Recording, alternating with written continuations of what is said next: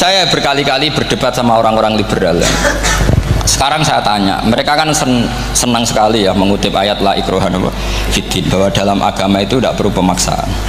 Sebetulnya ayat itu jelas ada terusannya qad tabayyana rusydu minal ghayy. Yang benar tentu begitu jelas, terpisah betul begitu jelas, yang benar ya benar, yang salah ya salah. Jika kita tidak perlu memaksa orang, misalnya 2 ditambah 2 itu 4, terus kamu paksa, kalau nggak mengatakan 4 tak penjara, itu tidak perlu. Kalau orang waras pas bilang 2 tambah 2 4, 1 tambah 1 2. Kebenaran la ilaha illallah itu seperti itu, kebenaran yang begitu nyata sehingga tidak butuh dipaksa. Jadi sebetulnya la ikraha fiddin itu konteksnya, karena kebenaran benar-benar sudah punya eksistensi yang nyata, untuk diakui itu tidak butuh pemaksaan. Anda, saya beri satu logika, satu analogi.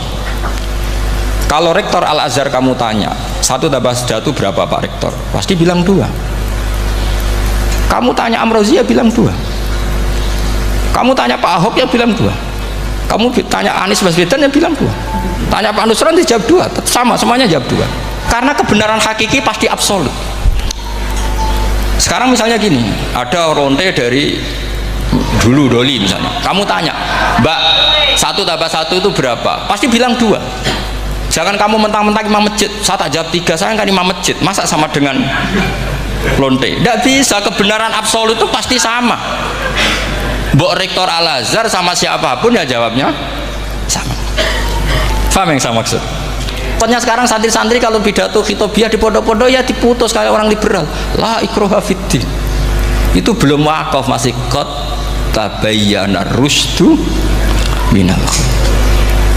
Paham yang saya maksud ya? Sehingga kadang Nabi itu ngendikan secara ekstrim. Misalnya mangqala la ilaha illallah dakhalal jannah. Siapa yang meyakini la ilaha illallah nanti pasti masuk surga. Entah kapan pasti masuk surga. Kalau belum ya antri masih, tapi pasti lah.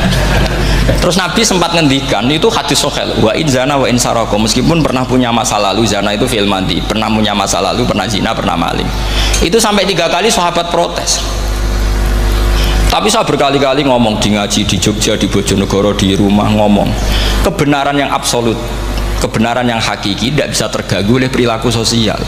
Bukan masalah seakan-akan hadis ini membolehkan zina, itu tidak mungkin. Inna wa la ya'muru bil fahsya, Allah tidak akan nyuruh hal yang buruk.